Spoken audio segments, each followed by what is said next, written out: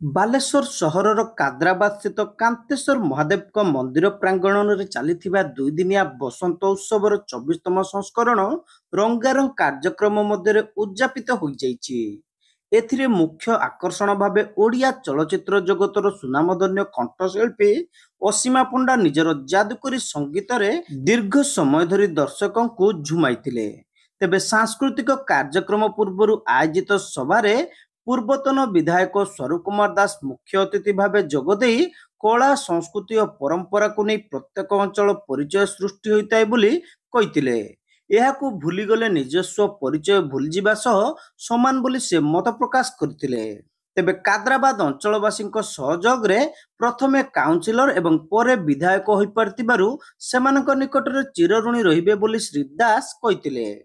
विशेष करी कादराबाद अंचल सहित मु ओतप्रोत भाव जड़ित 2013 मसीह मतलब काउनसिलर रही यही 5 नंबर वार्ड रही आपण मानकर भल पाइबा द्वारा काउनसिलर होगा पुणी विधायक हमार सौभाग्य एवं सुजोग आशीर्वाद आपण मान जीवन सारा ए अंचल मु ऋणी रही। बंधुगण बालेश्वर हूँ व्यासकवि फकीरमोहन सेनापति माटी ए माटी सदा सर्वदा कला साहित्य संस्कृति को आभिमुख्य देइछे सदा सर्वदा प्रायोरिटी देइछे। आमर ओडिशार पूर्वतन मुख्यमंत्री नवीन पट्टनायक मोर गोटे कथा सब मोर मन पड़े से सब कहती जे आमर सबुठारु बड़ परिचय होउछि आमर कला साहित्य और संस्कृति।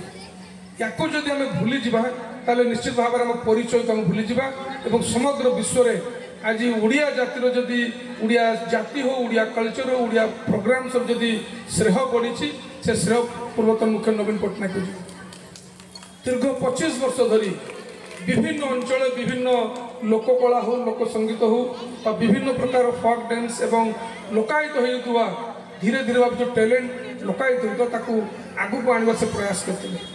आज दीर्घ 25 वर्ष धरी जमी आप आज ये बसंत उत्सव समारोह कर आज सारा ओडिशा रे ये जो प्रथा से आरंभ करते ये जो समारोह ये बसंत उत्सव ये परिमाण आपणकर ये प्रमाण करे जे आम अंचल अभिवृद्धि होती ना ये आम अंचल डेभलपमेंट कथा कहे ये अंचल भल पाइबा कथा कहे जो अंचल युवक बंधु मैंने जिते सक्रिय से अंचल निश्चित भाव में डेभलप कर आशा करी आगामी दिन में ये अंचल उन्नति सहित आम समस्त दायित्व रही आम कला संस्कृति आम समस्त बंचाई रखा। बालेश्वर अग्रणी शिक्षानुष्ठान सिद्धिविनायक पब्लिक स्कूल अध्यक्ष सुधांशु शेखर पंडा मुख्य वक्ता भाव जोगदे संस्कृति और परंपरा रक्षा उद्यम पारिवारिक स्तर आरंभ होगा उचित बोली कहते।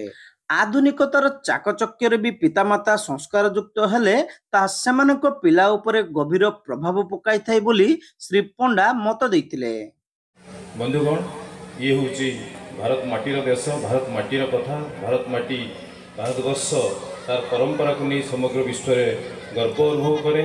आम समस्त भारतवासी आज जदि आम विश्व स्तर में आम निजक प्रतिष्ठित व परिचित करूँ से तार मुख्य हूँ आम संस्कार संस्कृति एवं आम परंपरा।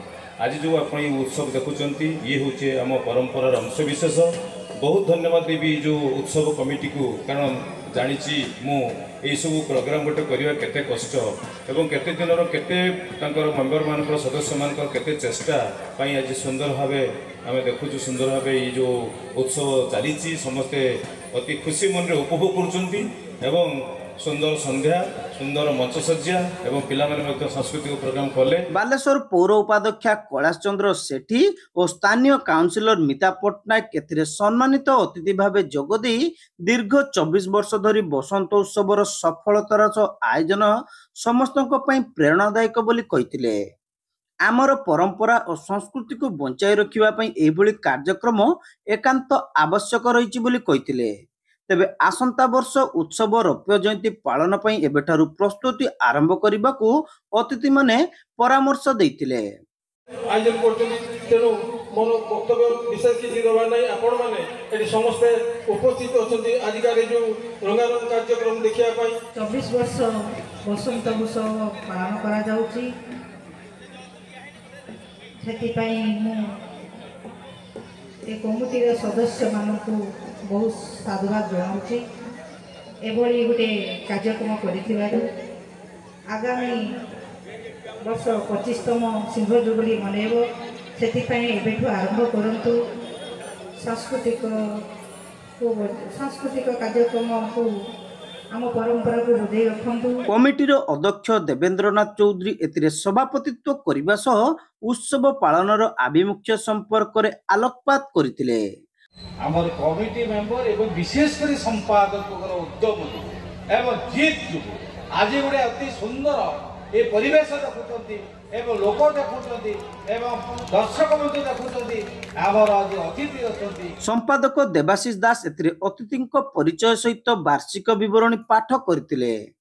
ଆମର ସମସ୍ତ ସଦସ୍ୟ ଆମ ଅନୁଷ୍ଠାନର ସମସ୍ତ ସଦସ୍ୟ ଯେଉଁମାନେ ଦିନ ରାତି ଅକ୍ଳାନ୍ତ ପରିଶ୍ରମ କରି ଆଜି ମଞ୍ଚ ତତ୍ସହିତ ଏଇ ଯେଉଁ ଉଦ୍ୟମ ଫଳରେ ହେଇଛି, ଏଇଟା କେବଳ ମୋର ବ୍ୟକ୍ତିଗତ ନୁହେଁ କି ଆମ ଅଧ୍ୟକ୍ଷଙ୍କ ନୁହେଁ କି ଉପାଧ୍ୟକ୍ଷଙ୍କର ନୁହେଁ, ସମସ୍ତଙ୍କର ଉଦ୍ୟମରେ ଏହା ସଫଳ ହେଇଛି। ମୁଁ ଆଶା କରିବି ଏଭଳିଆ କାର୍ଯ୍ୟକ୍ରମ ଆଗକୁ ଏହାର ଉତ୍ତରୋତ୍ତର ଉନ୍ନତି ହେଉ। ଆପଣମାନଙ୍କ ଆଶୀର୍ବାଦ ହେଉ, ସହଯୋଗ କାମନା କରିବି। ଉପସଭାପତି ସୁମନ୍ତ ବେହେରା ଶେଷରେ ସମସ୍ତଙ୍କୁ ଧନ୍ୟବାଦ ଅର୍ପଣ କରିଥିଲେ। ଏହି ଅବସରରେ ରାଜ୍ୟସ୍ତରୀୟ ବିଭିନ୍ନ ପ୍ରତିଯୋଗିତାରେ କୃତିତ୍ୱ ଅର୍ଜନ କରିଥିବା 3 ଜଣ ପ୍ରତିଭାକୁ ଶ୍ରୀ ଜଗନ୍ନାଥଜୀ ସ୍ମାରକୀ ପ୍ରତିଭା ସମ୍ମାନରେ ସମ୍ମାନିତ କରାଯାଇଥିଲା। ସଭା ପରେ ସିଦ୍ଧିବିନାୟକ ପବ୍ଲିକ ସ୍କୁଲର ଛାତ୍ରଛାତ୍ରୀମାନେ ନୃତ୍ୟ ପରିବେଷଣ କରିଥିଲେ। ଶେଷରେ ଓଲିଉଡ୍ ଗାୟିକା ଅସୀମା ପଣ୍ଡା ଏବଂ ସାଥୀମାନେ ଆକର୍ଷଣୀୟ ସଙ୍ଗୀତ ପରିବେଷଣ କରିଥିଲେ। କାଦରାବାଦ ଆଖପାଖ ଅଞ୍ଚଳବାସୀ ବିଳମ୍ବିତ ରାତ୍ରି ପର୍ଯ୍ୟନ୍ତ ଯାଦୁଗରୀ ଗୀତରେ ଝୁମିଥିଲେ।